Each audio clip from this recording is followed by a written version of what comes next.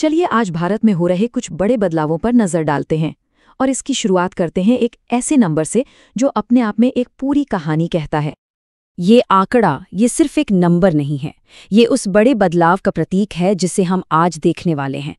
रक्षा हो, खेल हो या समाज, भारत हर मोर्चे पर कैसे आगे बढ़ रहा है, चलिए समझते हैं। तो आज का हमारा सफर कैसा रहेगा? सबसे पहले हम देखेंगे कि रक्षा में भारत की नई ताकत क्या है। फिर खेल की दुनिया में मिली शानदार जीतों का जश्न मनाएंगे। उसके बाद देश की कुछ बड़ी उपलब्धियों को समझेंगे और आखिर में ये भी देखेंगे कि ये सारे बदलाव देश की पहचान को कैसे एक नया आकार दे रहे हैं। तो चलिए सबसे पहले बात करते हैं रक्षा की। यहाँ ना आत्मनिर्भरता की एक जबरदस्त मिसाल देखने को मिली है जो हमारी सेना की ताकत को और भी ज्यादा बढ़ाने वाली है। ये है वीर, भारतीय सेना के लिए बनाया गया देश का पहला electric all terrain tactical vehicle, और ये आत्मनिर्भर भारत अभियान के तहत एक बहुत बड़ी कामयाबी है। तो वीर सिर्फ एक गाड़ी नहीं है, देखिए इसे पूरी तरह से भारत में ही डिजाइन किया गया है और बनाया भी गया है। ये मुश्किल से मुश्किल हालात में सेना को एक बड़ी बढ़त देगा। पर सबसे अहम बात जानते हैं क्या है? ये 100% डेटा संप्रभुता सुनिश्चित करता है। मतलब इसका सारा का सारा कंट्रोल और डेटा भारत के ही पास रहेगा। ये चीज इसे रणनीतिक तौर पर बहुत ही ज्यादा सुरक्षित बना देती है। अच्छा, तो रक्षा के मैदान से अब आगे बढ़ते हैं और चलते हैं खेल की दुनिया में, जहां भारतीय खिलाड़ियों ने अपनी प्रतिभा का लोहा मनवाया है। शतरंज की दुनिया से एक बहुत बड़ी खबर आ रही है। चेन्नई के इलमपार्थी AR भारत के 90वें ग्रैंड मास्टर बन गए हैं। कमाल की बात है। पर कभी सोचा है ये ग्रैंड मास्टर का खिताब आखिर होता क्या है और इसे हासिल करना कितना मुश्किल होता होगा? देखिए, ग्रैंड मास्टर का जो टाइटल है ना, वो शतरंज की दुनिया का सबसे बड़ा सम्मान माना जाता है और इसे पाने का सफर वाकई बेहद मुश्किल होता है। ये सिर्फ कोई एक टूर्नामेंट जीतने जैसा नहीं है। इससे फीडे यानी कि अंतर्राष्ट्रीय शतरंज महासंघ देता है और ये एक लाइफ टाइम टाइटल है।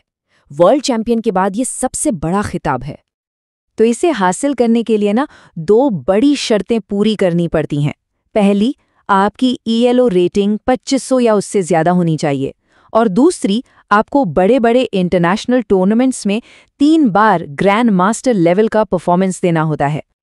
और भारतीय शतरंज के लिए एक और गर्व का पल, फीडे विश्व कप 2025 की ट्रॉफी का नाम अब विश्वनाथन आनंद कप होगा। ये वाकई एक बहुत बड़ा सम्मान है, खासकर तब जब भारत गोवा में इस बड़े टूर्नामेंट की मेजबानी करने जा रहा है। चलिए अब शतरंज से चलते हैं सीधे क्रिकेट के मैदान पर, और यहाँ तो भारतीय महिला टीम ने कमाल ही कर दिया है। उन्होंने मुंबई में हुए फाइनल में दक्षिण अफ्रीका को हराकर 13वां ICC महिला विश्व कप 2025 अपने नाम कर लिया है। क्या शानदार जीत है! इस जबरदस्त जीत के 2 बड़े हीरो रहे।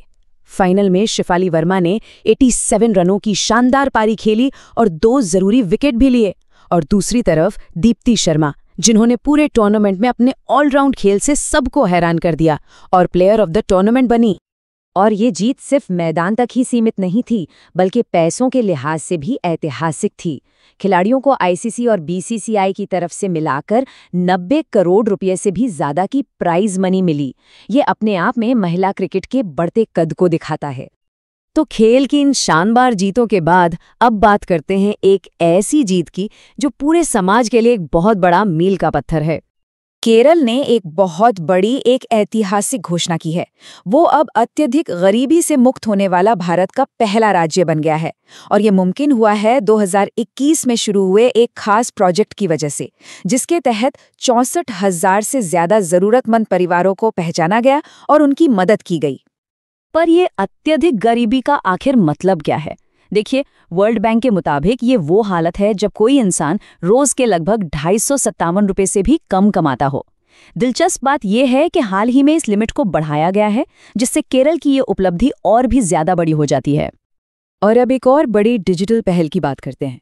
भारत ने अपनी पहली पूरी तरह से digital national marine fisheries census यानी कि राष्ट्रीय समुद्री मत्स्य जनगणना शुरू की है। इसका मकसद क्या है? देश भर के 12 लाख से ज्यादा मछुआरा परिवारों को एक डिजिटल नेटवर्क से जोड़ना, ताकि सरकारी योजनाएं और मदद उन तक बेहतर तरीके से पहुंच सकें। अच्छा, तो ये जो बदलाव हैं, ये सिर्फ योजनाओं और टेक्नोलॉजी तक ही सीमित नहीं है। देश की बदलती पहचान की एक झलक हमें कुछ जगहों के बदले हुए नामों में भी दिख रही है। हाल के दिनों में कई खास जगहों के नाम बदले गए हैं, जैसे कि औरंगाबाद रेलवे स्टेशन अब छत्रपति संभाजीनगर स्टेशन हो गया है और पुराना संसद भवन अब संविधान सदन के नाम से जाना जाएगा। ये बदलाव एक तरह से देश के सांस्कृतिक और ऐतिहासिक प्रतीकों में एक नए दौर का इशारा करते हैं। तो आज हमने क्या क्या देखा? हमने देखा कि भारत कैसे हर मोर्चे पर आगे बढ़ रहा है, अपनी रक्षा ताकत बढ़ाने से लेकर खेल में दुनिया जीतने तक। गरीबी को खत्म करने में एक बड़ी कामयाबी हासिल की है और अपनी संस्कृति पहचान को भी एक नई परिभाषा दे रहा है। तो ये सारे बदलाव, नए नाम, नई टेक्नोलॉजी, नए चैंपियंस, ये सब मिलकर एक नई कहानी लिख रहे हैं।